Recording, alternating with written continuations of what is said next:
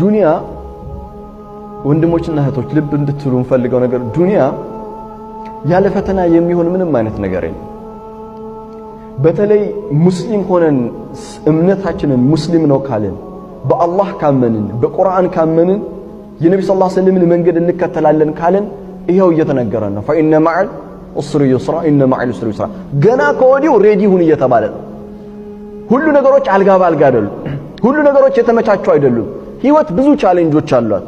ብዙ يقول الله ربنا جل وعلا في سورة العنكبوت ألف لام ميم أحسب الناس أن يتركوا آمنا أن يقولوا آمنا وهم لا يفتنون ألف لام ميم أحسب الناس سوّج عسبوا جمتون إلى الله ترترون أن يتركوا انديو زنبلو ميتوي مسلاتشوال أن يقولوا آمنا بأن دبتاتشو آمننا لبتشا سلالو يميتوي مسلاتشوال وهم لا يفتنون فتنا የሚባል ነገር አይመጣባቸውም وهم لا يفتنون ስራው ቃሉ ፈተና ነው ፈተና باللغة العربية እሳት ምንድነው ወርቅ በእሳት ውስጥ ገብቶ ከሚፈተነው የበለጠ የእናንተም እምነት ይፈተናል ማለት ከዛ በበለጠ ይፈተናል ወርቅነቱ በእሳት ተፈትኖ እንደሚረጋገጠው ሁሉ የእናንተም በእውነት በተውሂድ ማመናችሁ ከዛ በበለጠ ይፈተናል ፈተና ግድ ነው ولقد فتنا الذين من قبلكم ولا يعلمن الله ያውቅ ዘንዳ ይለይ ዘንዳ አማኞችንና ካዶችን ለመነጠል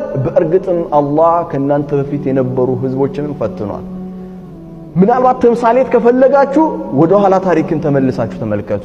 ስለዚህ ወለቀድ ፈተነ الذين من قبلكم ከእናንተ በስተፊት የነበሩ ህዝቦችን እንዲሁ ፈትነናል ይላል። ፈተና የማይቀር ነው።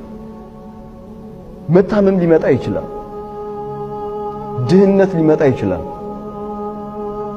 ልጅ ማጣት ሊመጣ ይችላል። ብዙ በህይወታችን ውስጥ ችግሮች ሊመጡ ይችላሉ።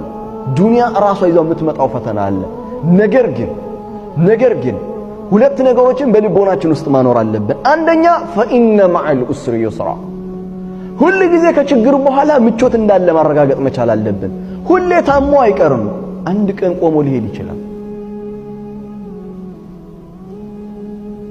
ሁሌ ማጣት አይኖርም። አንድ ቀን ማግኘት ይኖራል።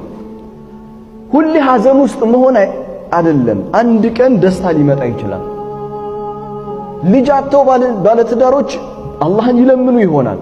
ነገር ግን ከአላህ ተስፋ መቁረጥ የለባቸው። አንድ ቀን አላህ ልጅ ሊሰጣቸው ይችላል። ትዳርን የሚፈልጉ ብዙ ወንድሞችና እህቶች ይኖራሉ። ተወከል አላህ በአላህ ላይ ተመኩ። በአላህ ላይ የተመካ አላህን የእውነት ያናገረ ለእኔ የሰጠኝ ነገር አላህ መልካም ነው። አሁን ያለሁበት ነገር መልካም ነው። ለእኔ መልካም ነገር አዘጋጅቶልኛል። ለእኔ እንደ አንድ ፈተና ነው ይሄን የሰጠኝ።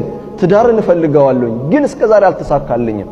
فإن مع العسر يسرا إن مع العسر يسرا ከችግር በኋላ ነው ምቾት ያለው።